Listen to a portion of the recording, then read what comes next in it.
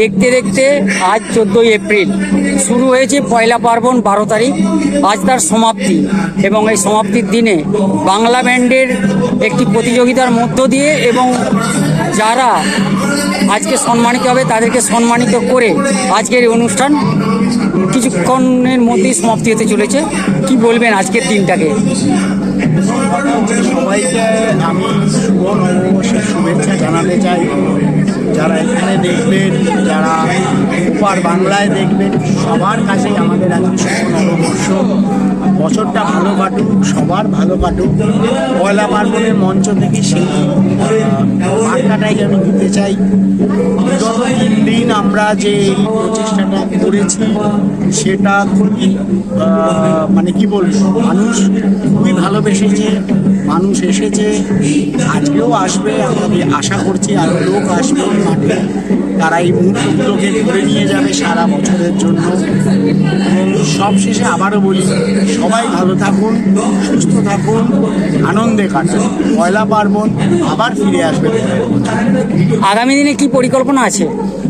আগামী দিনে এই পয়লা পার্বণটাকে আরও বড় করে নিয়ে যাওয়ার পরিকল্পনা আছে। যে কী বলবো, যে উৎসাহটা আমরা পেয়েছি সবার থেকে, সেটা সত্যি আমরা যখন শুরু করেছিলাম একটা মনে সন্দেহ ছিল কী হবে, কিন্তু সেই সন্দেহের মেঘটা কেটে গেছে। তো এখন আমরা আগামী বছরের দিকে তাকিয়ে আছি এবং খুব শিগগিরই আমরা পরের বছরটা নিয়ে আমরা চিন্তা করা শুরু করব কীভাবে এটাকে আরও বড় করা যায়, কীভাবে আরও দুটো বাংলাকে আরও কাছাকাছি নিয়ে আসা যায়। চেষ্টায় থাকবো, জানি না সম্ভব হবে কিনা, কিন্তু চেষ্টা তো আমরা করবো।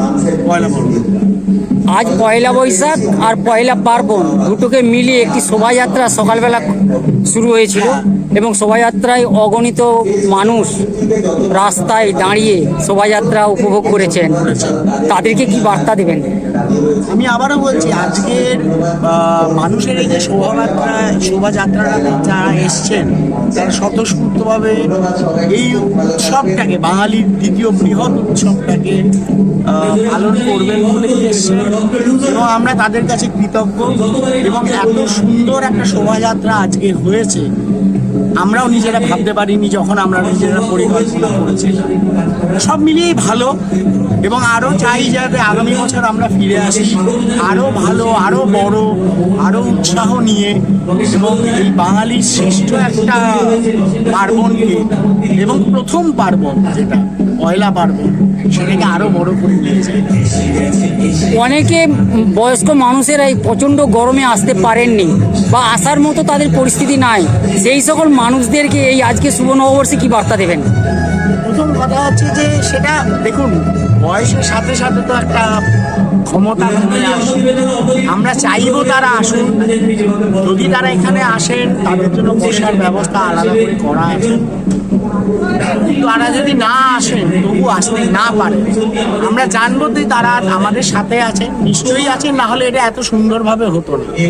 সব মানুষের ইচ্ছা যদি একটা জায়গায় না জড়ো হয়, তাহলে কোনো ভালো কাজই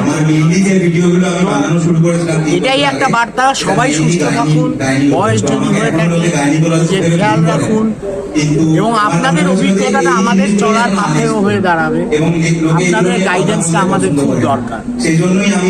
নামটা? আমার নাম সুমিত, আমি মাইন্ডশাফট মিডিয়া কর্ণধার এবং এটা আমাদের সংস্থারই একটা প্রচেষ্টা। এটা আগামী দিনে আরও আমরা পয়লা পার্বণ, পয়লা কিন্তু একলা।